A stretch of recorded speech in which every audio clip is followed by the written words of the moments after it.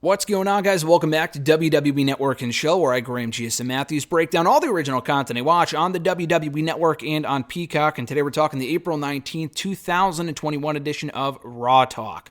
This week being hosted by Kevin Patrick and Xavier Woods, who I believe is his new co-host. He had MVP for a week or two. Woods has kind of taken that role over in recent weeks, and he does a great job with it. Now, Woods is a member of the active roster. Granted, so is R-Truth, who we haven't heard from or seen in many, many weeks, so I'm not really sure what's going on with him.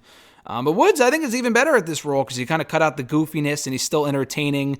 For example, at the very end of the episode, he just blurts out like sex noises to end out the episode. He did that last week too, so I guess it's a regular thing. But, I think Woods is absolutely excellent in this role.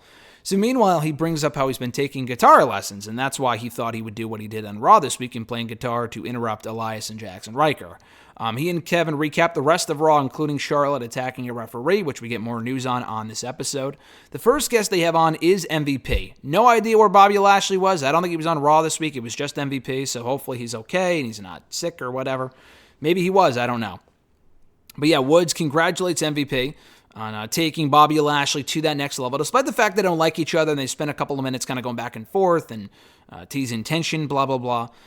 But MVP just flat out says the Hurt Business right now, they realize they don't need that extra, they don't need the extra people in there. They don't need Cedric. They don't need Shelton. They don't even need T-Bar and Mace. They aren't recruiting at all right now for the Hurt Business.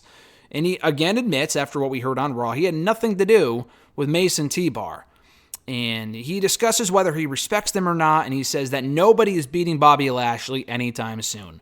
So before we get to the next guest, Adam Pearce crashes the set and tells Xavier and Kevin that Charlotte Flair, following her actions at the end of Raw, and you've probably already seen this because this was reported right after it was on Raw Talk by WWE, that she was suspended indefinitely and fined $100,000, which they always come with these crazy numbers for these referee attacks. I think Sheamus got fined like $500,000. Remember that like 10 years ago? We were attacking a referee, which was completely stupid.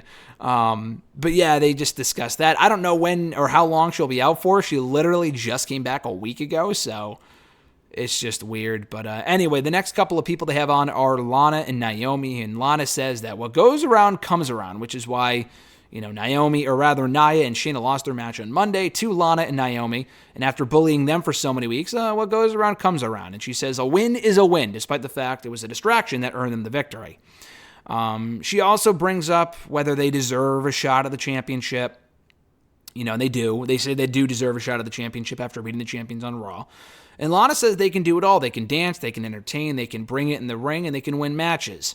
Naomi brings up the misconceptions about, people look at us as dancers, but we could still bring into the ring. I love Naomi. This tag team with Lana sucks. I think it's a complete waste of Naomi, to be honest with you. She should be doing so much more than she is currently, but whatever. She says that they're nothing without the fans, or Lana brings that up, rather, that they are nothing without the fans. And she also recalls her own journey battling back from, criticism and all this other stuff, people telling her that she can't do it, blah, blah, blah, blah, blah. And being with Naomi has made her more appreciative of her journey.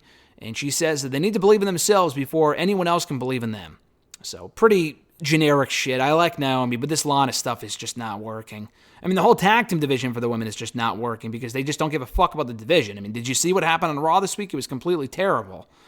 But anyway, the last person they have on is Damian Priest, who I had the chance to interview this past week. So check that out right now for dailyddt.com or in audio form here in the channel from yesterday. He said the champagne that he drank during the Miz and Maurice celebration for their show sucked. It wasn't good. He also acknowledges the possible bad beef between Miz and Maurice and hopes that he was not the reason for their miscommunication or their issues at home, blah, blah, blah. But he also talks about how fun it was to be with Bad Bunny at WrestleMania and that he wanted to make it his own way in WWE just by being himself, a lot like Bad Bunny did in the music industry. And Bad Bunny put in the work, he said. He saw him shock the world at WrestleMania with a performance that he put in.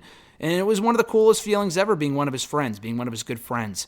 And as far as what's next for him, he just wants to create moments and do things that people are talking about the next day, the next week, the next year, and just adding to his legacy that lives forever. That's what the live forever thing is all about, and it's not about him being a vampire, is what he said here. And he basically told me the same thing when I asked him what was next in our interview here on the channel. Cheap plug, check it out when you get a chance. But a decent episode of Raw Talk this week, really nothing overly newsworthy. I like MVP, didn't really say anything new. We got the news on Charlotte. Lana and Naomi were completely forgettable, and Damian was good. Damian is very likable, so he's worth checking out too. So a very middle-of-the-road edition of Raw Talk this week. I do think the format benefits from having Kevin and Xavier around, and I enjoy R-Truth, but he's just way too goofy most of the time. Like, way goofier than he should be for this show. But I've enjoyed the recent combo of Kevin Patrick and Xavier, and I hope they stick to it. So thanks for checking the review, guys. I appreciate it. Be sure to like the video, drop a comment, share the video, and subscribe to the channel for more daily content. And check out that Damian Priest interview from the other day. We had a CM Punk interview go up last week, Apollo Crews, Bianca Belair. The list goes on and on and on. William Regal as well. So check out all that stuff and subscribe. You're not going to want to miss all the daily content coming here to the channel in the days and weeks to come. Have a great one, guys. I'm Graham G.S. Matthews. Have an awesome week, and I'll catch your ass down the road.